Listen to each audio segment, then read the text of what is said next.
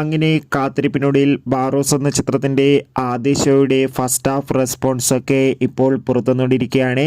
ആ ഒരു അപ്ഡേഷനാണ് ഇന്നൊരു വീഡിയോ ഭാഗത്ത്. വീഡിയോയിലേക്ക് വരുമ്പോൾ വീഡിയോ ലൈക്ക് ചെയ്യുക, ചാനൽ സബ്സ്ക്രൈബ് ചെയ്യുക. ഡിസംബർ മാസം ഇനിയും ധാരാളം ചിത്രങ്ങൾ OTT റിലീസ് ചെയ്യുന്നുണ്ട്. നമ്മുടെ ചാനൽ ഭാഗം പരിശോധിച്ചാൽ നിങ്ങൾക്ക് കാണാൻ വേണ്ടി സാധിക്കുന്നതായിരിക്കും. മോഹൻലാൽ തന്നെ നായകനായെത്തി, മോഹൻലാൽ തന്നെ സംവിധാനം ചെയ്ത് ഇന്ന് ഡിസംബർ 25 ക്രിസ്മസ് സ്പെഷ്യലായി തിയേറ്ററുകളിൽ എത്തിയ ചിത്രമായിരുന്നു ബാറോസ്.